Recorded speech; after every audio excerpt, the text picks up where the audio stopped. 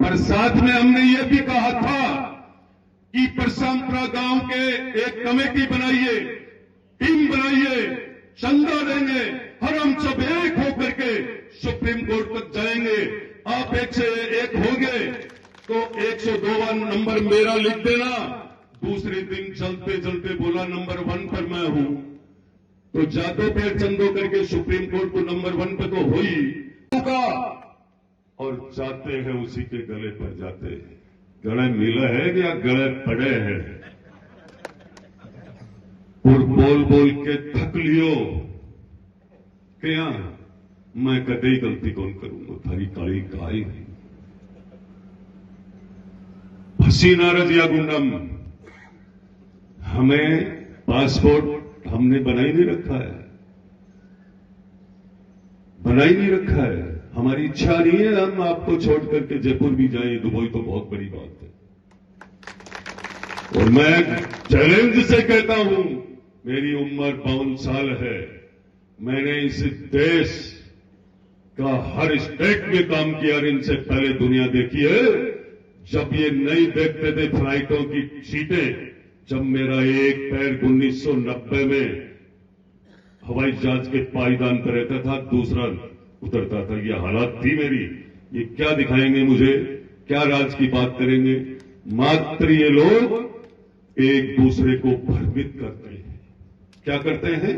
भ्रमित, उल्टी सीधी बातें, सोशल मीडिया पे फर्जी आईडी। मैं किसी को भी नाम नहीं ले रहा हूं ना, नहीं ले रहा ना। सीआई तो मैंने भी लगा रखा है, उसने सुनील शर्मा को लगाया, फट किसी के जूत मारता था। हम तो नहीं करवाते ये काम, अपने कर्मों के वो खुद भोग लेंगे, भोगते रहेंगे। देखिए वो स्टेडियम की बात कर रहे हैं, जनता पढ़ी लिखी है।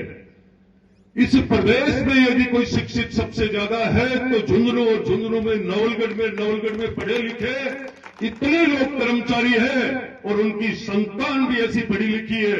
सैनिकों के शहीद परिवारों की यहां कमी नहीं है। किसको बेवकूफ बनाना चाहते हैं ये लोग?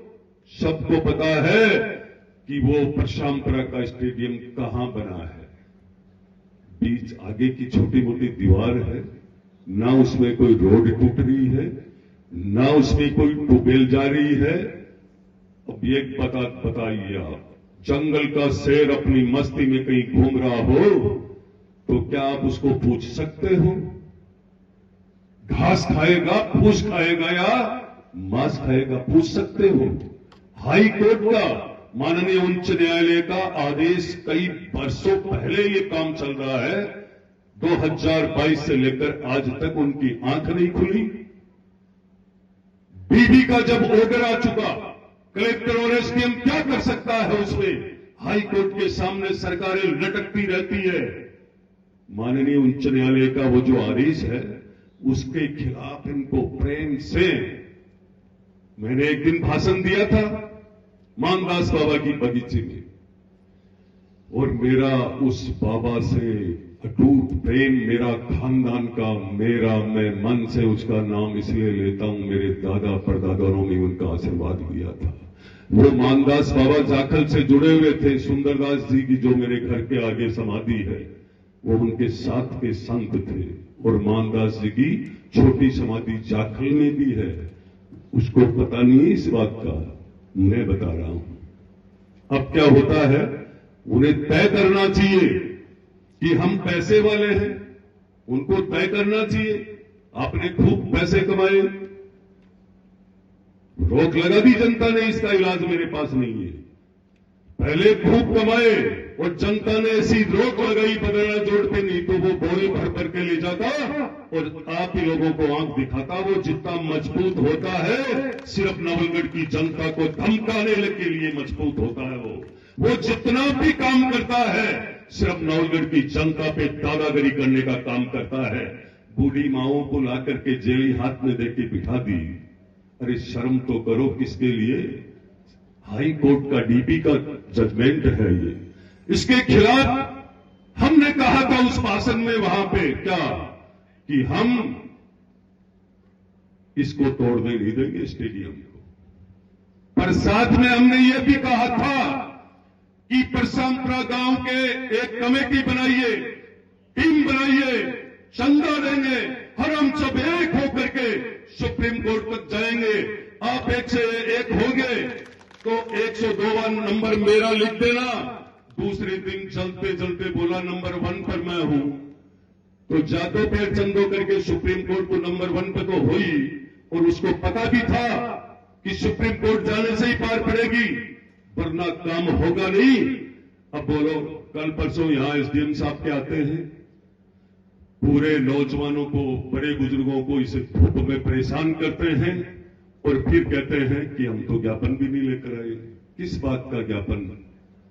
हाई कोर्ट के खिलाफ काय का ज्ञापन, काय का धरना, काय का प्रदर्शन?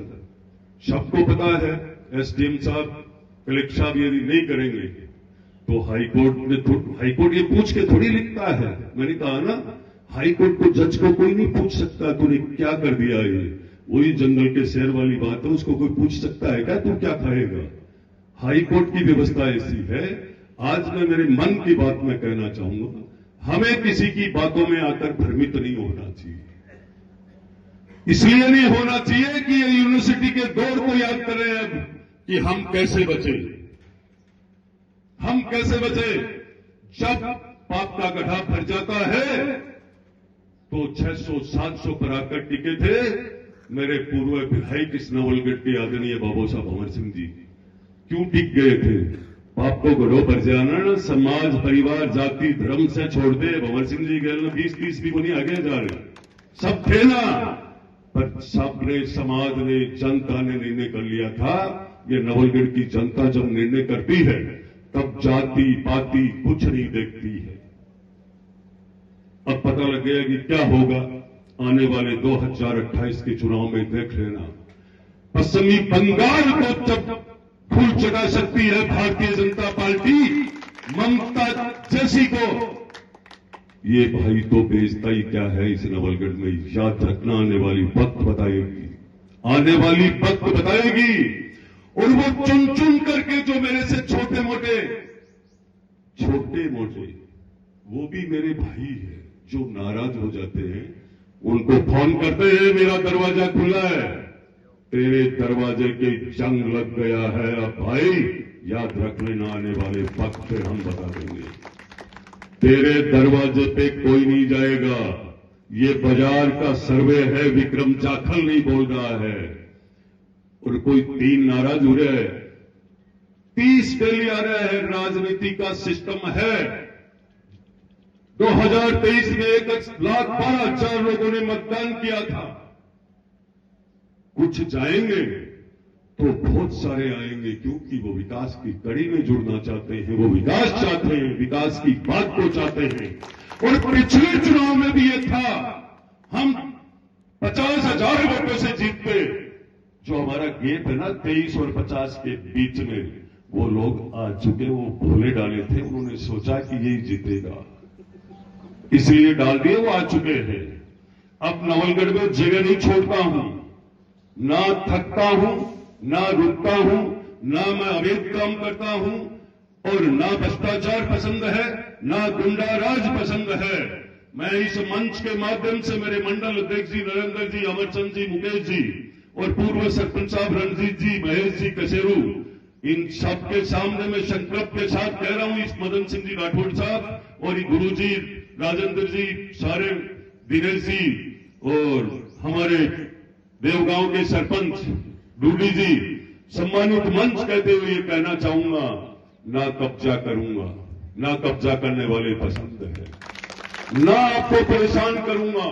बहुत सारे लोगों के घर बैठे मैंने काम किया है, भाईचारा निभाया है, धर्म निभाया है। 36 कौम की जो बात करी थी, 36 कौम को आज भी साथ लेकर चल रहा हूं। कोई मेरे पे दाग नहीं लगा सकता है जातिवाद का। हमने हर समाज को मौका दिया है। जब हम विधायक बने थे आपकी ताकत से, हर समाज के अधिकारियों को मौका दिया है। कोई कह नहीं सकता है मुझे, हर समाज को समय मिला है।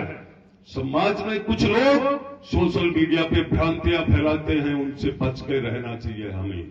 वो चाहते हैं, जब आप लोगों ने जमकर के 2023 में विरोध किया, 2.5 साल में ऐसा क्या हो गया?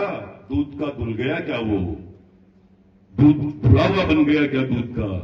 ये याद रखना, जिस व्यक्ति को आपने धूल चटाई थी 23 में, हमें अभी विकास की व्यवस्था को मजबूत करने के लिए सरकार के साथ रहना है।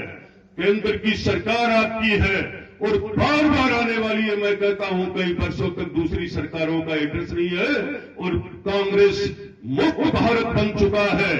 आप सबको जोड़ना चाहिए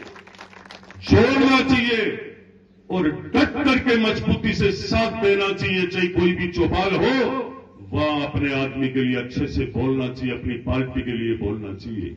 साथ देना सीखिए और मेरे से भी साथ लेना सीखिए। मैं आपके लिए तत्पर हरदम 24 घंटे तैयार हूं।